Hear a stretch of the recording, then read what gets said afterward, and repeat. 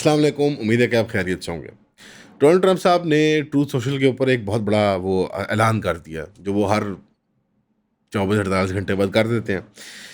अब उन्होंने ऐलान किया कि मैं ये अज्यूम कर रहा हूँ इस बुनियाद पे कि भाई ईरान ने इत्तेफाक कर लिया है सब तमाम एग्रीमेंट्स के ऊपर हमारे साथ, और ये बहुत बड़ी असम्पशन है। यहाँ कहते हैं इस असम्पशन के ऊपर मैं कहता हूँ कि फिर जो हमारा लेजेंडरी किस्म का ऑपरेशन है एपिक फ्यूरी, वो अब इख्तिताम की तरफ आ गया।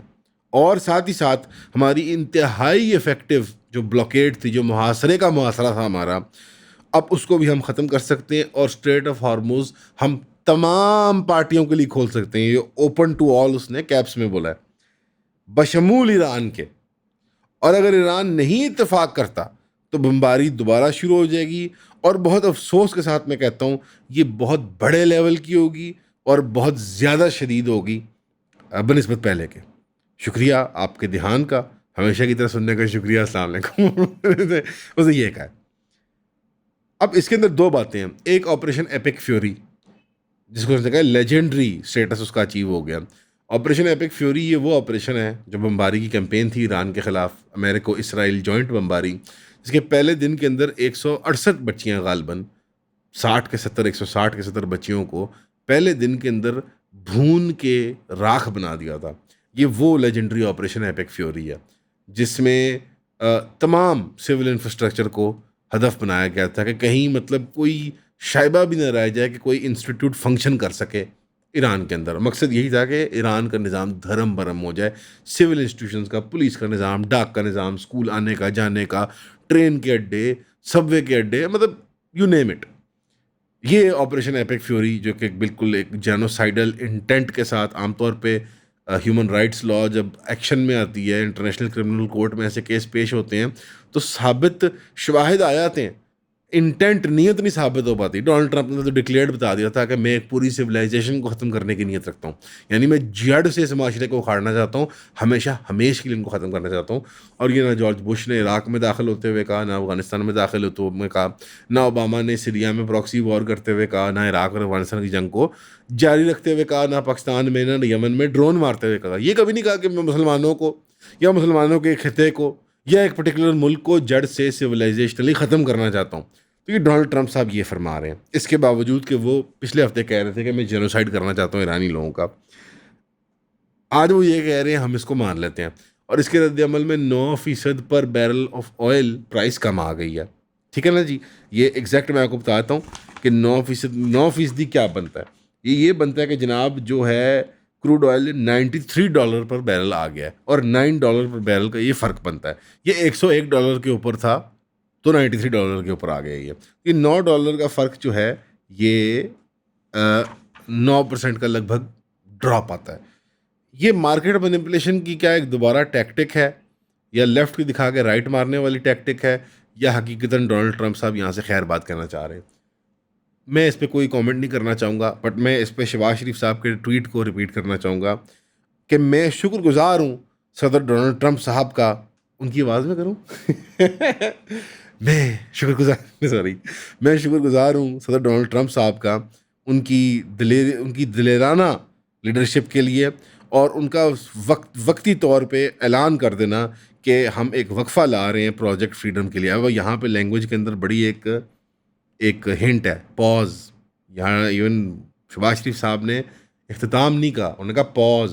और फिल्म पॉज होती है और प्ले होती है। फिल्म स्टॉप होती है जब उसको आपने इजेक्ट करना होता है। अब ये बच्चे सुन रहे हैं तो वो कह रहे हैं क्या इजेक्ट करना होता है, सीडी या कैसेट को, वो क्या होती है बाद में बताऊँगा, पीछे आना शाम आने के फिर बताऊँगा। लेकिन फिल्म पॉज होती है और प्ले होती है, तो पॉज का लफ्ज़ जो है बड़ा स्पेसिफिक है। सदर ट्रंप साहब ने दिल खोल के जो रिस्पॉन्स दिया है, वो कह रहे हैं शहबाज शरीफ साहब के उस दरख्वास्त पे जो पाकिस्तान ने दी थी और उनके अजीज़ मोहम्मद बिन सलमान साहब ने सऊदी अरबिया की जानिब से दी थी, और इस रिक्वेस्ट को जो कबूल किया गया है, ये एक लंबा तवील एक इसमें सिलसिला शुरू हो गया है जो ख़ित्ते में अमन, स्टेबिलिटी और रिकन्सिलिएशन, दोबारा जो फटे हुए दिलन को वापस इकट्ठा करना और दोस्ती और हम आहंगी और ये सब वो इस सेंसिटिव दौर से हमें गुजार के इस दौर में दाखिल कर देने वाला। पाकिस्तान कमिटेड है, कायम है कि वो सपोर्ट करता है तमाम उन एफर्ट्स को जो पीसफुल रेजोल्यूशन को यानी अमन को प्रमोट करते हैं, और इन लड़ाई झगड़ों को डायलॉग और डिप्लोमेसी से, गुफ्तगू से, मिल बैठ के बात करने से सॉल्व करना चाहते हैं। हमें उम्मीद है कि जो इस वक्त मोमेंटम बन चुका हुआ है, जो मोशन बन चुका हुआ है, वो एक लंबी पक्की एग्रीमेंट का बायस बनेगी और ये एक पूरे खित्ते के लिए अमन का एक वो बना देगी अगले लंबे दौर के लिए। शहबाज शरीफ साहब ने फिर दोबारा ट्वीट किया, मैं मशकूर हूँ डोनाल्ड ट्रंप साहब, मजाक करो। शहबाज शरीफ साहब ने एक्साइटमेंट में आके 3 बार ये ट्वीट कर दिया कि ईद मुबारक, ईद मुबारक, ईद मुबारक। लेकिन खैर मुबारक, question mark, question mark, question mark. हकीकत ये है मेरे प्यारे दोस्तों कि मुझे, मेरा शायबा है, ये मेरी कोई बदगुमानी नहीं है, बद्दुआ नहीं है। पाकिस्तान के एफर्ट्स सलाम पेश करना चाहिए, तमाम कौम करती है, दुनिया की अक़वाम मशकूर हैं। आपको नौजवान नस्ल में, जेनज़ी में आपको नज़र आ रहा है कि बाहर भी इन्फ्लुएंसर्स वगैरह जो नोटिस लेते हैं चीज़ों का, वो बड़े एट वर्स्ट वो एक माइल्ड अम्यूज़मेंट फील करते हैं कि हम पाकिस्तान कितों आ गया, एंड एट बेस्ट वो एक एक्साइटमेंट और रिस्पेक्ट फील करते हैं। इसमें पूरी आप इंडिया की नौजवान नस्ल को निकाल दें, इस वक्त उनके जहन में गोबर चल रही है, उधर अंदर 2 और 3 देख रहे हैं अपने जहन के अंदर, उनको छोड़ दें आप। बट बाकी अक़वाम आलम के अंदर एक नौजवानों में क्यूरियोसिटी पाकिस्तान के लिए at worst and at best एक एक्साइटमेंट की, यार बड़ा शानदार काम कर दिया। तो दुनिया में एक डंका बजा है, एक इज़्ज़त हुई है, एक एहतराम हुआ है, हम एक सेंट्रल किरदार में आए हैं, ये बहुत अच्छी बात है। हमने अपना किरदार अपने खित्ते में अपनी एनर्जी नीड्स को सिक्योर करने के लिए, अपने अलाइज़ के इंटरेस्ट को, यानी सऊदी अरेबिया नेमली अपने गल्फ़ अलाइज़ को बाय एक्सटेंशन उनके इंटरेस्ट को सिक्योर करते हुए हमने एक अच्छा किरदार अदा किया है। और हमारा प्रिंसिपल अलाई जो है ग्लोबल हेजेमनी के अंदर वो अमेरिका है, तो हमने एक अपने तरह से बहुत एक ठीक काम किया। जो दानिश है प्रोफेसर हजरात की, वॉर गेमिंग एक्सपर्ट्स की, रॉबर्ट सी पेप साहब का मैं बार बार हवाला देता हूँ, आप लोग मजाक उड़ाने लगेंगे, यार बड़े पसंद हैं आपको।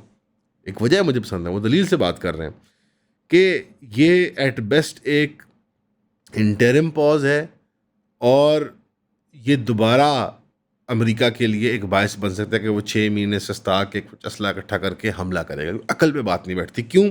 मैं इसकी कोई और शवाहिद नहीं देता सिवाय आपको डील से। बाकी शवाहिद मैंने पिछले तवील अरसे में, महीने के अंदर दिए हैं, जब से ये लड़ाई का मामला सिलसिला शुरू हुआ है। लेकिन मैं ये मेन शवाहिद आपको इस डील से निकालता हूँ। नंबर 1 कि एक रोल बैक होगा, ख़त्म होगा मुहासरा अमेरिका का भी और ईरान का भी, हॉर्मुज़ अपनाए हॉर्मुज़ के ऊपर। नंबर 2, ईरान के ऊपर एक बतदरीज सैंक्शंस की रिलीफ दी जाएगी कि जो उस पर फाइनेंशियल और मुआशी बंदिशें लगाई गई हैं अमेरिका की जानिब से, वो आस्ता आस्ता आस्ता करके खोल दी जाएंगी उसके ऊपर। और ईरान के जो फंड्स फ्रीज हुए हैं दुनिया में ग्लोबली, वो billions and billions, tens of billions of dollar हैं, वो आस्ता आस्ता उसको रिलीज होते जाएंगे। एक लॉन्ग टर्म पॉज आ जाएगा, फ्रीज आ जाएगा ईरान के न्यूक्लियर इनरिचमेंट प्रोग्राम के ऊपर।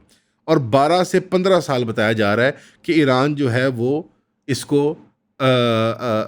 प्रोग्राम को इधर ही फ्रीज कर देगा अपने, और इसको एक्सटेंड कर दिया जाएगा अगर ईरान ने कोई वायलेशन की, यानी पीरियड का वो बढ़ा दिया जाएगा। अगर ईरान ने गुड बॉय बिहेवियर किया तो इसको इससे बढ़ाया नहीं जाएगा। ईरान पोटेंशियली इत्तेफाक करे इस बात पे कि वो हाईली इनरिच यूरेनियम अपने मुल्क से निकाल के किसी और को दे। और वाइट हाउस जो है वो मुंतज़िर है ईरान की इस सेवरल कोर इश्यूज़ पे 48 घंटे में फ़ैसला करने पे। अब मोर और लेस इसके खदोखाल JCPOA वाले हैं। वो कौन सी JCPOA? जो 1902 में, 1902 में तो नहीं, बट ओबामा ने जो 2014-15 में, 14-15 में गालिबन ना इत्तेफाक करवाया था, नहीं 15 में, 14 में काम शुरू हुआ था, 15 में हो गई थी डील।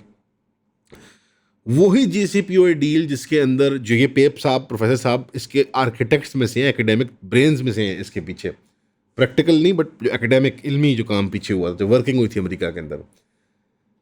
उस JCPOA के अंदर रूस को राम करने के लिए ईस्टर्न यूरोप से असला हटाया गया, मिसाइल हटाए गए, और रूस को कहा कि तुम ये हैंड ओवर करो और तुम ये रिसीव करो इनरिच यूरेनियम। अब उसका शायबा है, ये नहीं कहा कि लाजिम है, शायबा है। उसमें जो मराद ईरान को और बख्शिशें दी गई थी उससे बढ़ के अब उसको बख्शिशें और मराद दी जा रही हैं, यानी वर्स वर्जन है ये JCPOA का डील का। और अबनाए हॉर्मुज के ऊपर जो बंदिशें हैं वो तो ख़त्म होगी, लेकिन इसके अंदर कहीं कोई सख्ती से जिक्र नहीं है, डिमांड नहीं है कि ईरान उसके बाद में कोई टोल टैक्स नहीं लेगा, या उसमें कोई खड़पैंची या बदमाशी या उसका कंट्रोल का अंसर नहीं होगा, और वगैरह वगैरह वगैरह। अब इन सारी चीज़ों को मद्देनज़र रखते हुए क्या अकल पे बात बैठती है कि ट्रंप ने ये जंग इसलिए की है कि वो दोबारा ओबामा दौर की वो डील बनाई जिसको उसने सारे अपने सियासी करियर में थू थू किया, उस पर लान तान किया कि ओबामा वॉज एन इडियट इस डील के लिए, इडियट कहता था उसको इस डील के ऊपर, और वो दोबारा वही डील करते हैं, बल्कि उसकी ज़्यादा बुरी शक्ल में, जहां अमेरिका थोड़ा और लिफ्ट के वो डील कर रहा है। अकल नहीं मानती ये बात।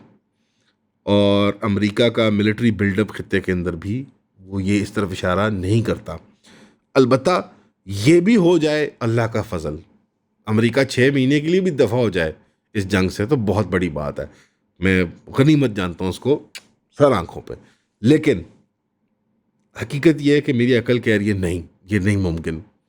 क्यों? आपको याद होगा कि आज से 1 साल पहले खबर आई थी कि पेंटागन की एक प्रेजेंटेशन के अंदर नेतन्याहू ने खुद पेशकश की है प्रेजेंटेशन की, ठीक है ना। बड़े ये जर्नलिस्ट ने अमेरिका में रिपोर्ट किया था, बड़े पॉलिटिकल पंडिट्स ने, और उस प्रेजेंटेशन के अंदर यही पेशकश की गई थी मिन जानिब इसराइल और इसराइली इंटेलिजेंस के हम अली खामेनेई साहब को असैसिनेट कर देते हैं, जो कि ऑपरेशन अब हुआ उस टाइम पे। और इनिशियल प्रेसिडेंसी के अंदर भी और सेकंड प्रेसिडेंसी के अंदर भी ट्रंप ने रेजिस्ट किया इसराइली लॉबी को, आप नोट कीजिएगा, और ईरान की जंग में वो कूदा नहीं है जब तक कि ये मौका ख़ास तौर पे नहीं आया। और अब रेट्रोएक्टिवली अमेरिका ने अपनी स्टेटमेंट्स दी हैं, जैसे आपने ट्रंप की स्टेटमेंट देखी होगी कि मुझे तो 7 अक्टूबर के दिन ही अंदाज़ा हो गया था कि ईरान के पास न्यूक्लियर वेपन कभी नहीं हम बनने दे सकते, क्योंकि मैंने देख लिया था कि वो उन्होंने हमास को लॉन्च किया और ये सब, और दरिंदगी होगी इसराइल के ख़िलाफ़, हो हाय ये सब। अब ये हो हाय वाली लैंग्वेज और इसराइली लॉबी को राम रखना, वहाँ से लेकर यहाँ तक का सफ़र जो है ये लंबा है दोस्तों। अब इसको कंपेयर करें, आप बीच में जो लड़ाई में स्टेटमेंट आई थी जब पहली जंग बंदी हुई थी और ईरान के बमबारी पे, जब लेबनान की बमबारी का वो मामला चला था, ईरान ने कहा था कि भाई तुम तो बमबारी कर रहे हो, तो डोनाल्ड ट्रंप ने स्टेटमेंट दी कि बिल्कुल हतमी तौर पे मना है इसराइल के वो लेबनान पे बमबारी करे। तब एम्बेसडर जो है अमेरिका का इसराइल ने, उसने स्टेटमेंट दी थी ना कि Israel is very shocked by the public nature of the statement और द फैक्ट कि अमेरिका ने इसराइल के सिक्योरिटी कंसर्न्स की कोई फिक्र ही नहीं की। हम तो फंसे हुए लेबनान, हम तो मजबूर हैं, आपने कैसे ये बात कह दी? तो वो डोनाल्ड ट्रंप ने ये बात वापस ली थी और बुला के फिर क्या कहा था कि बहुत इंटेलिजेंट, बहुत दलेर पार्टनर हैं हमारे, और हमारे साथ खड़े होते हैं और हर जंग में लड़ते हैं हमारे साथ, वेरी इंटेलिजेंट पीपल, इसराइली हमारे बेस्ट एलाइज हैं।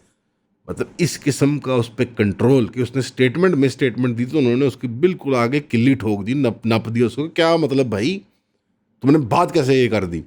बड़ी बड़ी बदमाशी की अलामत है ये। तो ये सारी बदमाशी की फहरिस्त देखते हुए और ये सारी तरीके देखते हुए मेरी अकल नहीं कहती कि डोनाल्ड ट्रंप JCPOA 2 करने आया है यहाँ पे। वल्ला आलम लॉलीपॉप दे रहा है। देखें, एक है कि वो मुंह की खा गया, मुमकिनात में से, मैं नहीं कह रहा अमेरिका कोई खुदाई ताकत रखता है, लेकिन कंप्यूट नहीं हो रही ना बात ऐसे कि यार it can fight this war. ठीक है, शिकस्त खुर्द होएगा, एम्बेरस होएगा, लेकिन अमेरिका ने 3 बड़ी जंगें तो मेरी मेरी यादाश्त में बहुत बड़ी लड़नी है, यानी मेरी ज़ाती मेमोरी में नहीं, बट जो मैं of the top of my head आपको बताता हूँ, इराक, अफगानिस्तान, वियतनाम, और लंबी तवील बेइज्जतियाँ करवा के आया अपनी, लेकिन अपने मकासद तो पूरे किए उसने, अपनी सियासी क्लास के जो अज़म थे। और उस वक्त भी काफ़ी बड़े लेवल पे इसराइली लॉबी को खुश किया इराक और अफगानिस्तान में। यहाँ क्यों क्विट करेगा अमेरिका? और डोनाल्ड ट्रंप जैसा बेकार सदर, जब बुश जैसा बंदा जिसके पास अपनी एक सपोर्ट बेस भी थी, और वो इतना कोई मजहबी फनेटिक या कोई इस तरह का नहीं था, ना वो इतना व्हीलर डीलर था, वो तो CIA इस्टेब्लिशमेंट की फैमिली से था, उसने इराक की जंग कर दी फॉल्स प्रीटेक्स के ऊपर और फॉल्स टेस्टिमोनी के ऊपर और फेक और फॉल्टी इंटेलिजेंस रिपोर्ट्स के ऊपर, और 20 साल अमेरिकन जवान मरवाए और अमेरिकी पैसा ज़ाया करवाया और इराक में तमाशा लगाए रखा। तो डोनाल्ड ट्रंप जैसा शोबदेबाज ईरान की जंग छोड़ देगा? यानी कोई डील के शवाहिद हों, तारीख के हों, डोनाल्ड ट्रंप की ज़ात से मुतल्लिक हों, इसराइली लॉबी की क़ुव्वत से मुतल्लिक हों, फिट नहीं बैठ रही बात। तो मेरा अंदेशा या मेरा खौफ यही होता है, मैं बार बार आपको कहता हूँ, डराता नहीं हूँ, मैं डराने वाला नहीं हूँ कि आप डर जाएं और ये सब आप दुबक के बैठ जाएं कि वो अब क्या करेंगे। लड़ेंगे ही, अगर खुदा ना खास्ता सिर पे आई तो लड़ेंगे ही, लेकिन अकल नहीं मेरी मानती। आपकी अगर कोई और राय है तो मुझे ज़रूर इससे आगाह कीजिएगा। किसी और की राय मुस्बत साबित हो सकती है शायद, क्योंकि मेरे जहन में ये खन्नास अब ढल चुका हुआ है कि कुछ और कोई खन्नास किसी कोई ज़ोम में नहीं है, ये किसी शवाहिद की बुनियाद पे मैं बार-बार ये बात रिपीट करता हूँ और बुरा लगता है, क्योंकि हम चाहते हैं कि ईरान के लोग अमन में रहें, पाकिस्तान की एक वाह-वाह हो, सैल्यूट लगे हमें दुनिया के अंदर, कमाल कर दिया पाकिस्तान ने। लेकिन टेंशन जो है ना वो बार-बार खाती है कि ये अकल पे बात नहीं बैठती कि वो इतना बड़ा मंसूबा करके छोड़ दें इसको बीच रास्ते। जॉर्ज ऑरवेल के नॉवल 1984 और क्रिश्चियन बेल की साइ-फाई एक्शन मूवी इक्विलिब्रियम के दरमियान क्या कॉमन है? इमीडिएटली देखते हैं तो लगता है कुछ भी नहीं। लेकिन जब गहराई में जाते हैं तो पता लगता है कि ये दोनों थीमेटिकली एक चीज़ के बारे में, वो है डिस्टोपियन गवर्नमेंट, जिसको बिग ब्रदर भी कहते हैं। जो बिग ब्रदर जो हमेशा देख रहा होता है आपको। बिग ब्रदर का चर्चा तो बहुत है आजकल पाकिस्तान के अंदर, लेकिन इस तरह के कॉम्प्लिकेटेड थीम्स को समझने के लिए हमने द क्लब बनाया है, क्योंकि पहले तो सिर्फ एक बुक क्लब हुआ करता था पिछले 1-1.5 साल के लिए, लेकिन अब हमने उसको एक यूनिवर्सल क्लब बना दिया है, इसके अंदर किताबें, popular films, documentaries, articles, published papers, इन सारों का मजमुआ बना के हम thematically month to month complex ideas को एक ग्रुप सेटिंग के अंदर एक कम्युनिटी के साथ समझने की कोशिश करते हैं। तो अगर आप ज्वाइन करना चाहते हैं eonpodcast.com पे जाएं और अपनी मेंबरशिप परचेज करें, ताकि हम जुमे के जुमे आपसे मुलाकात कर सकें। सी यू देयर इंशाल्लाह। और इसमें मैं एक शाहिद के तौर पे ये भी पेश करना चाहूँगा कि जो J-35 की पहली पब्लिक डिस्प्ले हुई है, वो आपने देख ही लिया होगा वीडियो में, इतना कमाल हो माशाल्लाह जहाज़ आया है।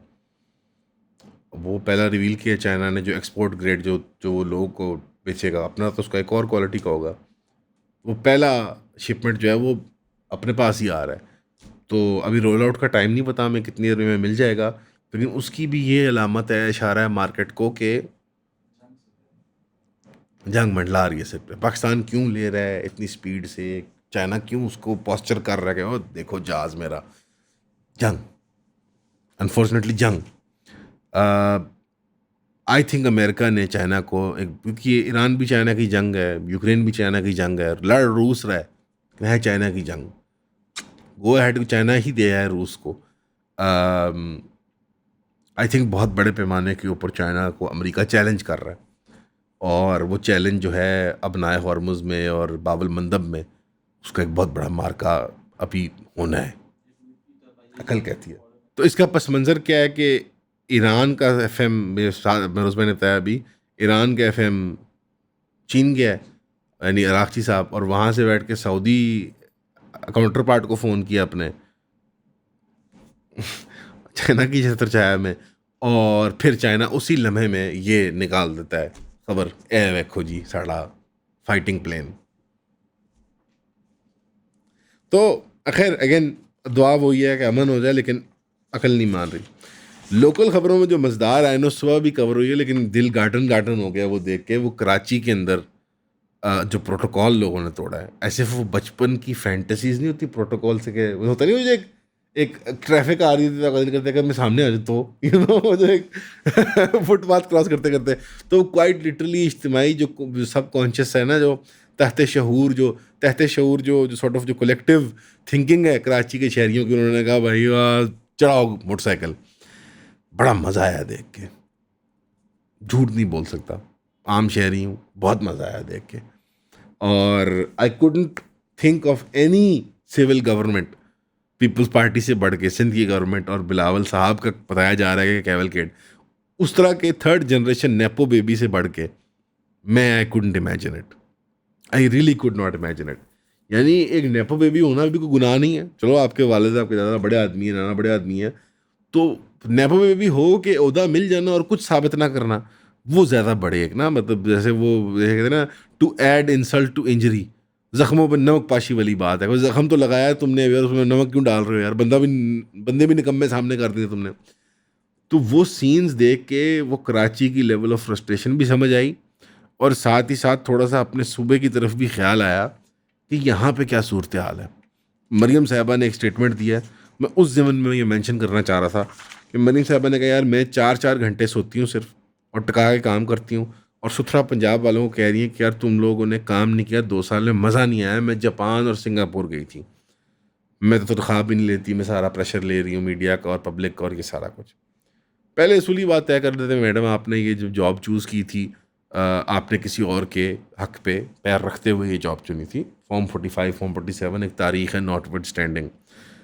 आप इलेक्टेड नहीं हैं, आप भी नेपो बेबीज़ में तो नहीं, बट आप थोड़ी मतलब नेपो अडल्ट्स में आती हैं जो इस फहरिस्त में है, जो पीपल्स पार्टी नून लीग के हैं। अगेन कोई बहुत बड़ा जुर्म नहीं है डायनेस्टिक उसकी पॉलिटिक्स के अंदर आना, प्रेफरेबल नहीं है, लेकिन अब आप आ गए। फ़र्क ये है, पंजाब गवर्नमेंट ने हमेशा की तरह वो जो मटेरियल सक्सेस होती है कि पुल ऊपर से जाएगा या अंडरपास नीचे से जाएगा, वो 19-20 आपने कर दिया है। पंजाब इतना नाराज़ नफ़रत की, वो नफ़रत की कैफियत में नहीं होता। कुछ रिकरिंग लेगेसी है नवाज शरीफ साहब की, शहबाज शरीफ साहब की, और अब आपने भी बहुत शानदार कुछ काम कर दिए हैं, ये बहुत अच्छी बात है। जमहूरी इक़्तिदार नहीं सही, लेकिन चलो एडमिन के मोटे मोटे काम हो रहे हैं। अब आपने जो प्रॉब्लम है में वो सारी पीआर के में सोती नहीं हुई, शहबाज शरीफ साहब भी यही बातें करते थे, और जो आपको मसाइल नज़र आ रहे हैं सफाई वगैरह के, वो उन्हीं के दिए हुए तोहफे में बताता हूँ क्यों, जो आपने इनहेरिट कर लिया। अब वो क्या है कि सफाई उस मुल्क में, उस सूबे में, उस शहर में नहीं हो सकती जहाँ पर दरख्त ना हो। क्यों? डस्ट ना, पानी का निज़ाम निकासी सही तरह से हो सकती है, ना सीपेज का मसला हल हो सकता है, ना आलूदगी का मसला हल हो सकता है, ना वो स्मोक का मसला हल हो सकता है, ना जनरल क्वालिटी ऑफ लाइफ का, ना आंखों की ठंडक का। उन्होंने बड़ी स्पेसिफिक बात की, मैं देखती हूँ साफ नहीं लग रहा माहौल। एस्थेटिक्स, सफाई, वो सिर्फ आपकी शजरकारी से आती है। और जो ऑर्गेनिक नेटिव स्पीशीज़ हैं, हमारे जहन में शजरकारी का मतलब क्या होता है? प्राइवेट हाउसिंग स्कीम वाली, खजूर के दरख्त ला दो, पाम ट्री मंगवाओ जी, वो ला दो, क्रैब ग्रास ला दो। ना क्रैब ग्रास से हमारा कोई ताल्लुक है, ना हमारा पाम ट्रीज से जो फ्लोरिडा के यहाँ पे लाए हुए नेचुरलाइज पाम ट्रीज हैं, कोई ताल्लुक नहीं है। ना आपके चचा जान जो हमारे फेवरेट चीफ मिनिस्टर साहब थे, शहबाज स्पीड साहब जिनको कहा जाता था, वो भी कहते थे मैं सोता नहीं हूँ, मैं काम करता रहता हूँ, मैं तनख्वाह नहीं लेता, और ये सब उनका फेवरेट सफ़ेदे का दरख्त जो पानी पीता है, जो जज्ब करता है, चूसता है, सिर्फ ज़मीन को सुखाड़ देता है अपने इर्द गिर्द। आप यहाँ से लेके आप चले जाएं पिंडी इस्लामाबाद तक, या नीचे चले जाएं, आप जिधर मर्जी जाना चाहें पंजाब में, तमाम मोटरवेज़ पे, जीटी रोड्स पे, शाहराहों पे क्या है? सफ़ेदा। ये छपड़ों में लगाने जाए, यूकलिप्टस ट्री जिसको कहते हैं, सफ़ेद तने वाला, ये दरख्त नहीं है टेक्निकली स्पीकिंग। ये खैर तफसील में नहीं जाते, इसकी बॉटनी नहीं शुरू करते यहाँ पे, बट ये यूकलिप्टस ट्री ये अच्छा नहीं है हमारे लिए। हमारे 40-50 नेटिव ट्रीज़ हैं। जिस दिन इस शहर में कोयल की आवाज़ दोबारा आएगी, तितलियां आपके बाग में दोबारा आएंगी, तो इतने मोटे रानी टिकरीने आएंगे जिनको हम उछाला करते थे, सर ज़्यादा बारिशें होती थी, मोटे मोटे मेंढक उछाला करते थे हम। और वो सफ़ेद रंग के जो वो वुड माउस आते थे, वो जो लाल आंखों वाले, और सह आती थी, और गो आती थी, और नॉर्मल गिद्ध, मेरे स्कूल में गिद्ध हुआ करते थे, बच्चों ने तो देखा भी नहीं होगा गिद्ध। उल्लू हर जगह होते थे, और ये अलेक्जेंड्रिन तोता, ये फ्लोरा फोना निशानी होती हैं उस ज़मीन की सेहत की। ये सब वापस कब आएगा? 25 साल बाद, 20 साल बाद, 10 साल बाद। ये लंबे मंसूबे हैं। अब जो बातें वो कर रही हैं मैडम, वो ये हैं अभी वोट पक्का करने वाली। ये लो मोटरसाइकिल बच्चियों, बेटा ये लो मैंने सीसीडी से सबको नाफों में गोलियां लगवा दी, ये लो मैं सैलरी नहीं लेती, मैं 4 घंटे सोती हूँ, मैं दिन रात काम करती हूँ। बहुत अच्छी बात है, आप वोट बैंक, आपका हक है, आप पॉलिटिशियन हैं आप लोग। लेकिन ये काम जो कर देगा ना, वो तारीख में अमर हो जाएगा, जो पंजाब को दोबारा ग्रीन कर देगा। सैटेलाइट इमेज से देख लें, मेरी ना माने, पिछले 50-60 साल का आप गूगल का डेटा अपने किसी सरकारी मुलाजिम को कह के मुझे कहो निकाल दे, आप डेजर्टिफिकेशन ऑब्जर्वेबली देख सकती हैं। और अर्बन फॉरेस्ट्री और अर्बन एरियाज़ को सिक्योर करना, पेरीमीटर वॉल बनाना, इसकी तमाम टेक्निक्स दुनिया में मुहैया हैं, और सस्ते दामों में ही हो सकते हैं। आपके साथ हिंदुस्तान एक ग्रीन रेवोल्यूशन की मिसाल है। एग्री के अंदर, यानी अनाज पैदा करने के अंदर, वो एक अलग सेक्टर है। लैंडस्केपिंग के अंदर, खूबसूरती की खातिर, वो अलग सेक्टर है। और सबसे बढ़ के टाउन प्लानिंग के अंदर और ग्रीन रेवोल्यूशन लेके आना, एक्चुअल शहरकारी की बात कर रहा हूँ मैं। ये पीएचए के फूल बूटों की बात नहीं कर रहा, मैं रमज़ान के फ्लावर स्प्रिंग के फ्लावर शो की बात नहीं कर रहा, मैं ये प्राइवेट हाउसिंग स्कीम की पाम ट्री की बात नहीं कर रहा। मैं बात कर रहा हूँ लाहौर की 40-50 नेटिव पंजाब की जो स्पीशीज़ हैं। जो बंदा नील गाय हिंदुस्तान में अजाब है, उनके किसान बॉर्डर पे छोड़ देते हैं, फसलें तबाह करते हैं, इतनी है। हमारे यहाँ नील गाय जू में नज़र आती है। तो वो जूजी माजूजी जो हमारे अंदर कैफियत है ना, कि दरख्त, और ये जो पुल, और ये सिर्फ दरख्त लगाने से नहीं, यूकलिप्टस का, ये जो हर जगह पंजाब के अंदर हर बड़े शहर में कमर्शलाइजेशन, आपके चाचा ने ये ट्रेंड शुरू किया था यहाँ पे, और उससे पहले आपके वालिद ने मैम, और अब आप वही काम कर रहे हैं। आप हमारे लाहौर में गुलबर्ग में आ जाएं, मेरी आप हमारी स्ट्रीट में आ जाएं, यहाँ पे प्लाजे दर प्लाजे बन रहे हैं ना। यहाँ की सूरज लोड ले सकती है प्लाजों का। एक घर है उसमें 6 अफराद हैं और अब उस घर के अंदर 200 अफराद हैं प्लाजे के अंदर, और वो कमोड इस्तेमाल कर रहे हैं और शावर कर रहे हैं और वो सब कुछ कर रहे हैं। फ्लैट्स हैं, ऑफिस हैं, रेस्टोरेंट्स हैं। ना सूरज लोड ले सकती है, ना गैस का लोड ले सकती हैं बिल्डिंगें, ना ये बिजली का लोड ले सकती हैं ग्रिड हमारा जो है, और ना ही ये ट्रैफिक का लोड ले सकती हैं। आप किसी प्लाजे में चले जाएं, एलडीए के कवानीन आर नॉट सफिशेंट। दो दो बेसमेंट पार्किंग वाला मॉल हो, दो दो बेसमेंट पार्किंग वाला प्लाजा हो, वो नहीं पूरी कर सकता। माने या ना माने, माने या ना माने, अब हर गली के अंदर रेस्टोरेंट है, हर गली के अंदर कैफ़े, और हाई एंड कैफ़े रेस्टोरेंट है जिनमें आप और आपके रिश्तेदार जाते हैं। ये कोई ढाबे होटल नहीं है इन गलियों में। इनमें सुशी बिक रही है 10,000 वाली, और वो नूडल्स और पास्ते बिक रहे हैं। सो गिवन दैट कंसिडरेशन, हर जगह जो पक्का बना दिया है, हर जगह कंक्रीट हो गई है, हर जगह जो मेटल पेव्ड रोड बन गई है, हर जगह से दरख्त उखाड़ दिए गए हैं, ये कौन कर रहा है? लाहौर गंदा क्यों है? पंजाब गंदा क्यों है? अगेन, कूड़ा हटाना, वो उसमें मैं जाता ही नहीं हूँ, उसकी मैं लंबी तफसील में जाता नहीं हूँ कि ये कूड़ा जाना कहाँ पे है, क्या रिसाइकलिंग प्लांट हैं? जाना तो लाहौर के बाद डंप में है ना। आपने देखा हुआ एक बड़ा डंप तो है लाहौर के करीब, भला कहाँ पे? लाहौर के एज पे, एक्सपो सेंटर से पहले आता है।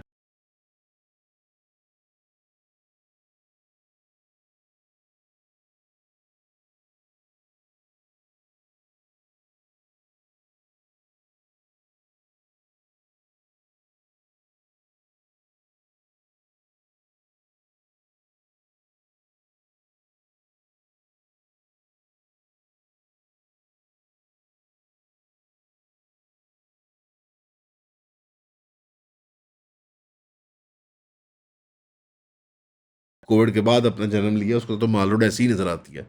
ये माल रोड ऐसी नहीं थी।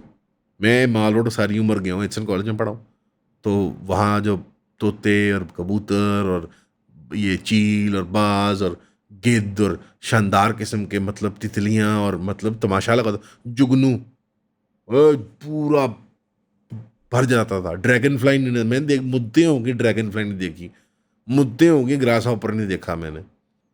वो छोटे से जो हरे सांप आते थे, ग्रीन गार्डन स्नेक, मुद्दते पहले बारिश होती थी वो लीच निकल आते थे, बच्चे उनको उठा उठा के दूसरे पे, याद है लीच लगाया करते थे, वो जो खून चूसने वाला, क्या कहते, छोड़ दूँ मैं लीच को, मसला ये है कि ये लोग वीडियो देखने के बाद ना खौफ ज़्यादा हो जाएंगे। टीवी भी लगाएंगे, ये कहेंगे कि सब चीज़ें इम्पोर्ट कर लो।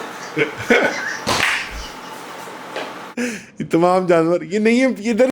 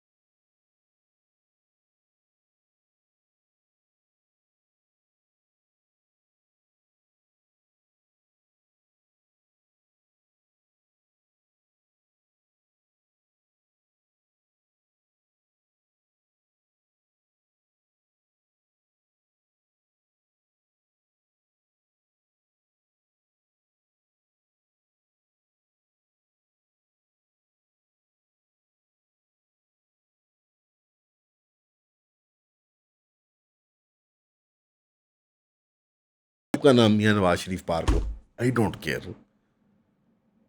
कोई करोड़ों रुपए के माहरीन नहीं लाने, हमने कंपनी सिंगापुर से मंगवाई है। Solution is here, forestry department के अंदर सोल्यूशन है, वाइल्ड लाइफ डिपार्टमेंट के अंदर सोल्यूशन है, पाकिस्तान के अंदर माहरीन बैठे हुए हैं। ये आपके वेटनरी कॉलेजेस के पढ़े हुए, ये आपके पंजाब यूनिवर्सिटी के पढ़े हुए, इधर ही एग्रीकल्चर यूनिवर्सिटी फैसलाबाद के इधर ही है। इंटरनेट का दौर है, सब मुहैया है, तमाम साइंटिफिक जर्नल्स, तमाम लेटेस्ट डेटा, पेपर्स, रिसर्च, नक्शे, अर्बन प्लानिंग के डिज़ाइन अवेलेबल है इधर की। मैं ये नहीं कि करोड़ों रुपए की अब टीम आएगी चाइना से, वो सॉयल सैंपल ले रही है, वो सूंघ रहे हैं नहीं, यही है। इंडिजिनस सोल्यूशन अवेलेबल है, करने की देर है, लबे पाम है, करने की देर है। और एक और बात इसमें, अगर एस्थेटिक्स से बात आई है, इंडिया में जाएं, तमाम एलिवेशंस, तमाम फिनिशिंग्स लोकल वो काशी के वो फ्लोर होते हैं उनके रेड ऑक्साइड के और मिट्टी वाले पत्थर, और बड़ा खूबसूरत लगता है इंडिया बनस्पत हमारे। साढ़े स्पेनिश एलिवेशन, तिकोन घर, बर्फ़ नहीं गिरती लाहौर में, तिकोन छत। इस पर भी कुछ मरीम साहबा गौर करें। यू एक क्वार्टर सेंचुरी में आप पंजाब की लुक एंड फील चेंज कर सकें। रंग बिरंगा बोर्ड जिसमें AI जनरेटेड तस्वीर है, लड़के लड़कियां डांस कर रहे हैं और उस पर लिखा हो जिथे फंसो मैनू दसो। ये कल्चरल रिवाइवल नहीं होता, जड़ से लाना होता है। म्यूज़िक, आर्ट्स, आर्किटेक्चर, ये NCA क्यों भरा हुआ है? ये थोक के हिसाब से बच्चे एक्सपोर्ट क्यों करते हैं आप? ये आर्किटेक्ट, ये डिज़ाइनर, इधर काम दें इनको। हाउसिंग स्कीमों पे बाबा, आपको क्यों शरीफ ख़ानदान को लंदन क्यों पसंद है? आप उसके बरों में चले जाएं, एक डिज़ाइन से सारे घर, पुराना एस्थेटिक, ये 18वीं सदी में डिज़ाइन हुआ था। और वहाँ कोई इमारत आ जाए परमिट लेके कि मैं यहाँ पे वो टोएंग वाला टावर बनाना चाहता हूँ, जिस तरह आजकल हमारे टावर हैं कि उसमें शीशे होंगे और वो ये होगा, उसको परमिट नहीं मिलता। पुरानी इमारत सस्ते दामों वो ऑक्शन कर देते हैं कि शर्त यह है कि इसको बरकरार। मेरा एक कज़न है, उसने एक इस तरह लीज पे मुझे ज़्यादा प्रॉपर्टी ली थी। वो एक पुराना वो था थिएटर, 18वीं 19वीं सदी का। शर्त उसकी ये थी कि जो मर्जी कारोबार करो लेकिन थिएटर इसका फंक्शनल होना चाहिए और इसका फसाड वो वाला रहना चाहिए। बाकी ऐसे नहीं शहर तैयार होते। आप यूरोप जाती हैं, आप सब देखा हुआ है, आपको मुझे बताने की ज़रूरत नहीं है। अगेन, जिसने लेगेसी बनानी है जो कर जाएगा। ये वोटो शोटोस के बियॉन्ड चीज़ है। ये कौमों को बिल्ड करती होती चीज़ें, और जिन कौमों के माहौल और वो ठीक होते हैं ना, उन कौमों के जहन भी ठीक होते हैं। कराची वालों का आपने देख लिया, क्यों चाहते हैं हमारे हुक्मरान के लोग कपड़े फाड़ के अपने आ जाएं सड़कों पे। और अब खुद को इनमें होता किसी में पागलपन, कोई जाके टक्कर मार देता मोटरसाइकिल की, क्या होना था? वो गोली चला देते आगे से। सोचा आपने इसके बारे में? नहीं इमेजिन कर सकते। आमने सामने मत लाएं अवाम को, चेंज, तब तकदीर बदल दें कौम की। हम्बल रिक्वेस्ट है। गंदा नजर आता है ना शहर, वो काम करें जो 25 साल वाला मनसूबा है, 100 साल वाला मनसूबा है। झाड़ू मारने से कुछ नहीं होगा। हमेशा की तरह सुनने का शुक्रिया। अस्सलाम वालेकुम।